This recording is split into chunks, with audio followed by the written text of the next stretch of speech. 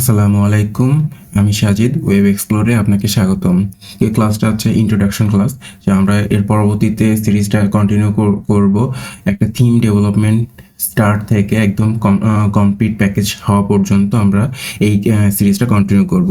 আর আমি এই এই ক্লাসটা প্রতিটা শুক্রবারে আমি হচ্ছে ভিডিও আপলোড করব। আপনি যদি ওয়েব ডেভেলপমেন্ট শিখতে আগ্রহী হন তাহলে অবশ্যই সাবস্ক্রাইব করে পাশে থাকবেন, এবং প্রত্যেক শুক্রবারে সন্ধ্যায় আমরা ভিডিওটা আপলোড করব। তো সেক্ষেত্রে আপনি ভিডিওটা পেয়ে যাবেন। আর কোনো কমেন্ট থাকলে বা কুইজ থাকলে অবশ্যই কমেন্ট করে জানাবেন।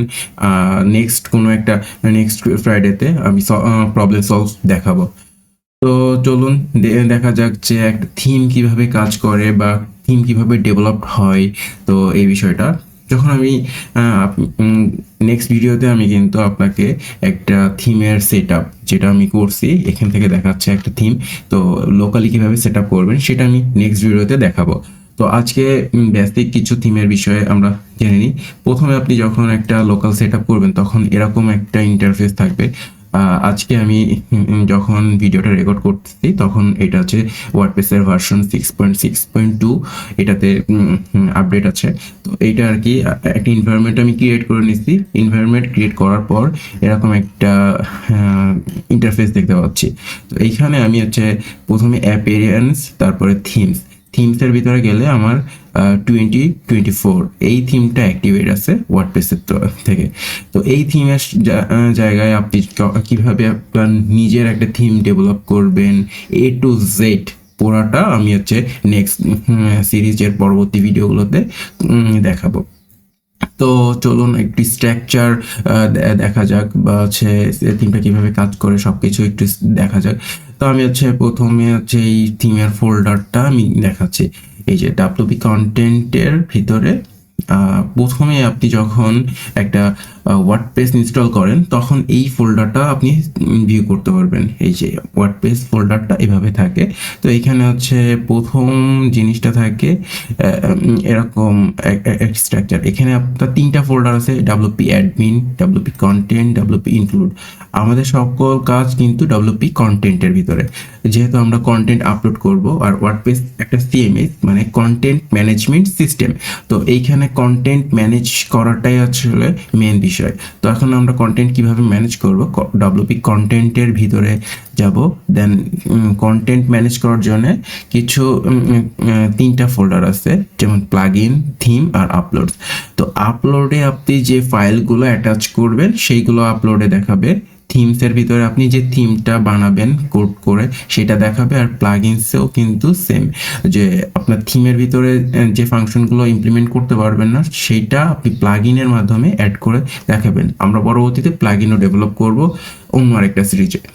তো আচ্ছা, চলুন আমরা যে থিমসের ভিতরে যাই। থিমসের ভিতরে এরকম তিনটা ফোল্ডার আছে। তো তিনটা ফোল্ডার বলতে তিনটা থিম আছে। তো আচ্ছা, আমরা হচ্ছে একটু তিনটা এখান থেকে আমরা 2024টা এটি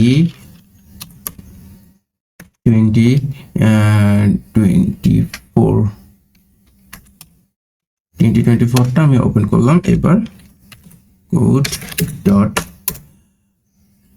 আমি জাস্ট আমার কোড ব্লকসে আমি এটা হচ্ছে আমার কোডটা এডিটরে আমি ওপেন করলাম, ভিজুয়াল স্টুডিও কোডে আমি এডিট করলাম। আচ্ছা, চলুন আমরা দেখি যে স্ট্রাকচারগুলোতে কিভাবে আছে। এখানে অ্যাসেটসের ভিতরে আপনার বিভিন্ন সিএসএস, ফন্ট, ইমেজ এগুলো দেখতে পারবেন। পার্টসের ভিতরে কি কি আছে, হেডার, ফুটার, সাইড বার। প্যাটার্নের ভিতরে আপনার কিছু প্যাটার্ন বানানো আছে, যে প্যাটার্নগুলো আপনি রিউজ করতে পারবেন। স্টাইলের ভিতরে স্টাইল, টেমপ্লেটের ভিতরে কিছু টেমপ্লেট, পেজ টেমপ্লেট। দেন মেন ফাইলগুলো আর কি, বাইরের ফাইলগুলো মেন। ফাংশনসের ভিতরে ফাংশন স্টার্ট পিএইচপি, যেটা আসলে আপনার থিমের যত ফাংশন আছে সেগুলো ম্যানেজ করে। বিষয়টা এরকম। এইভাবে আসলে একটা থিম কাজ করে, যদিও আমরা আরও ইন ডিটেইলে পরবর্তী ভিডিওতে জানতে পারবো। তো বিষয়টা হচ্ছে যে এখন আমাদের মেন যে কাজ, আমাদের এই রকম আরও একটা নিজের নামে থিম বানানো। লাইক আমি হচ্ছে ওয়েব এক্সপ্লোরের নামে হচ্ছে আমি একটা থিম বানাই নিছি, বা একটা হচ্ছে এনভায়রনমেন্ট ক্রিয়েট করছি। এনভায়রনমেন্ট ক্রিয়েট করার পরে এখন এই এনভায়রনমেন্টে আমি হচ্ছে একটা নিউ থিম অ্যাড করার থেকে আমি যদি এখান থেকে লিখি হচ্ছে ওয়েব এক্সপ্লোর। এবার আপনি দেখেন এখানে একটা হচ্ছে মিসিং আছে, বুঝছেন? তো বিষয়টা হচ্ছে যে এই থিমটার একটা ফোল্ডার ক্রিয়েট হয়েছে কিন্তু এর ভিতরে কিছু নাই। তখন হচ্ছে এখানে আমি যদি লিখে দিলাম এবার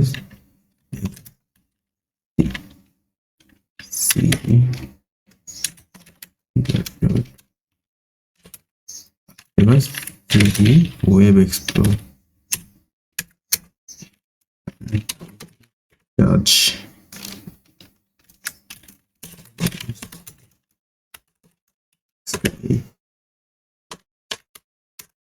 আচ্ছা, এখানে কি দেখাচ্ছে? Missing style missing. এবার আমি আবার রিফ্রেশ দিলাম, এই দেখেন একটা থিম আসছে কিন্তু স্ক্রিন এই যে ছবিটা নাই, আরো অনেক কিছু নাই। হ্যাঁ, কিন্তু থিমটা আসছে। আমি কিন্তু জাস্ট ফাইলটা ক্রিয়েট করছি স্টাইল ডট সিএসএস। এভাবে আমরা আছে একটার পর একটা ফাংশন, এক একটার পর একটা সিএসএস, একটার পর একটা মডিউল অ্যাড করে করতে করতে আমরা ফুল প্রফেশনাল একটা থিম বানাবো। তো এটা জাস্ট ছিল একটা ইন্ট্রোডাকশন ক্লাস। পরবর্তী ক্লাসগুলোতে আমি আরো স্মুথ ভাবে আপনাদেরকে বোঝাবো যে কিভাবে আপনারা একটা থিম স্টার্ট থেকে অ্যাডভান্স লেভেল পর্যন্ত করতে পারবেন। তো আজকে ক্লাসটা এই পর্যন্তই। সবাই ভালো থাকবেন আর ওয়েব এক্সপ্লোরের সাথে থাকবেন। Thank you. আল্লাহ হাফেজ।